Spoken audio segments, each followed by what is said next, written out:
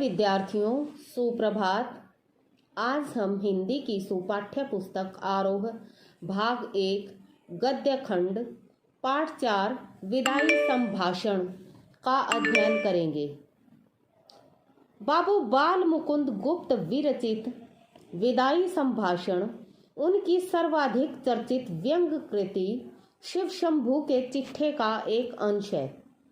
इस पाठ में उन्होंने वायसराय करजन के शासन में भारतीयों की स्थिति का खुलासा किया है।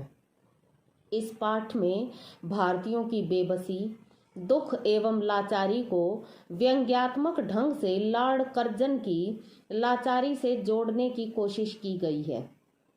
साथ ही यह भी दिखाने की कोशिश की गई है कि शासन के आतताई रूप से हर किसी को कष्ट होता है, चाहे वह सामान्य जनता हो या फिर लॉर्ड करजन जैसा वायसराय।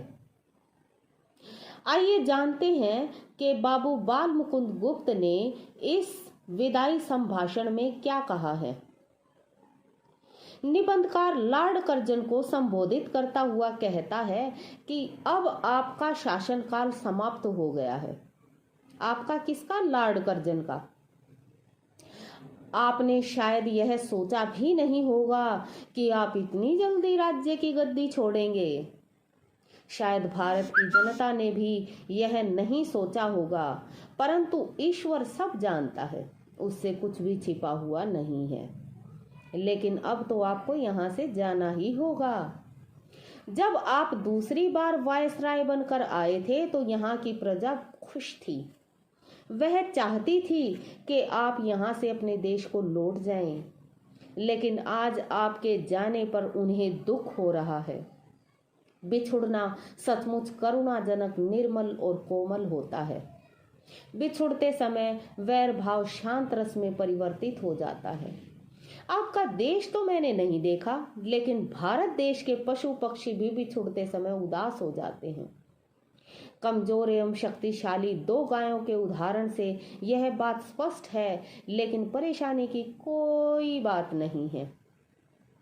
आपसे पहले भी जो शासक आए थे उनको भी जाना पड़ा था, अतः आपका जाना भी अवश्यंभावी है। हालांकि आपके शासनकाल का नाटक घोर दुखांत है। इस बार मुंबई पहुंचते ही आपने अनेक वायदे किए थे, लेकिन आप उनमें से एक भी वायदा पूरा नहीं कर पाए। आपकी इस असफलता से जनता बहुत दुखी है। सुखपूर्वक तो आप भी नहीं लौटेंगे। इस बार तो आपने जनता को कष्ट ही कष्ट दिया है। जैसे गर्म तवे पर पानी की बूंदें नाचती हैं, उसी प्रकार आपने भारतवासियों को नचाया है। न तो आप स्वयं सुख से रहे और न ही प्रजा को ही सुख से रहने दिया। इस देश में आपकी बड़ी शान थी। आपकी और आपकी लेडी की तो कुर्सी भी सोने की थी।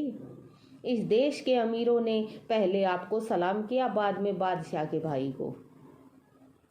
जुलूस में आपका हाथी सबसे आगे चल रहा था। आप तो स्वयं को भगवान मानते थे, लेकिन आपको वायसराय का पद त्यागना पड़ा। इस देश के अधिकारी आपके इशारों पर नाचते थे। राजा महाराजा आपके सामने हाथ जोड़े खड़े रहते थे। निकम्मे व्यक्ति भी आपकी कृपा के फलस्वरूप ऊंचे पदों पर नियुक्त हो गए, लेकिन आज इतने बड़े लाट का ये पतन हुआ कि उनकी इच्छा से एक फौजी अफसर आपके इच्छित पद पर नियुक्त न हो सका और इससे आपको क्रोधित होकर इस्तीफा देना पड़ा। आपकी इतनी ऊंचाई पर चढ़कर गिरना यहाँ की जनता को दुख दे रहा है, लेकिन यहाँ के देशवासियों के पास इतना समय नहीं कि वे आपकी दयनीय दशा के बारे में सोचें। कारण यह है कि न तो आपने प्रजा के हित में कोई काम किया और न ही शासक के रूप में अपना कर्तव्य निभाया। आपने हमेशा आंखें बंद करके हुक्म दिए और प्रजा की बातें अनसुनी की। कैंसर, जॉर्ज और नादिर शाह जैसे बादशाहों ने भी कभी ना कभी तो प्रजा की सुनी थी, लेकिन आपने तो 8 करोड़ जनता के रोने धोने की ओर कोई ध्यान नहीं दिया और हमेशा बंगाल के विभाजन पर अड़े रहे। आपकी जिद ऐसी है कि एक छोटी सी बात पूरी न होने पर आपने पद छोड़ने की धमकी दे डाली। यहाँ की जनता ने आपकी जिद के फल को देखा और आपकी इसी जिद ने प्रजा को दुखी किया। लेकिन आपको मालूम होना चाहिए था कि यहाँ के लोग अपने दुखों और कष्टों की बजाय परिणाम पर अधिक ध्यान देते हैं। लेखक अंत में कहता है कि हे माय लॉर्ड, आप यहाँ के पढ़े लिखे लोगों को तो देखना नहीं चाहते। कभी कभी अनपढ़ और गूंगी प्रजा का नाम ले बैठते हैं। यहाँ के लोग नर सुल्तान के नाम पर राजकुमार का गीत गाते हैं, जो मुसीबत के समय नरवरगढ़ स्थान पर रहा करता था।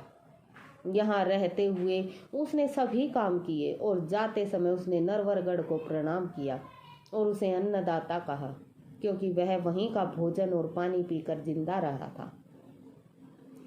क्या आप भी जाते समय भारत को यह कह सकेंगे कि अभागे भारत, मैंने तुम पर हर प्रकार का अन्याय किया है, तुम्हारा हर प्रकार से लाभ उठाया है और तेरी बदौलत वह शान देखी है जो इस जीवन में असंभव है। तूने मेरा कुछ नहीं बिगाड़ा, पर मैंने तेरे बिगाड़ने में कोई कसर नहीं छोड़ी। संसार के सबसे पुराने देश, जब तक मेरे हाथ में शक्ति थी, तेरी भलाई की इच्छा मेरे जी में न थी। अब कुछ शक्ति नहीं है जो तेरे लिए कुछ कर सकूं, पर आशीर्वाद करता हूं कि तू फिर उठे और अपने प्राचीन गौरव और यश को फिर से प्राप्त कर सके। मेरे बाद आने वाले तेरे गौरव को समझें, पर मुझे इतनी उदारता आप में नजर नहीं आती।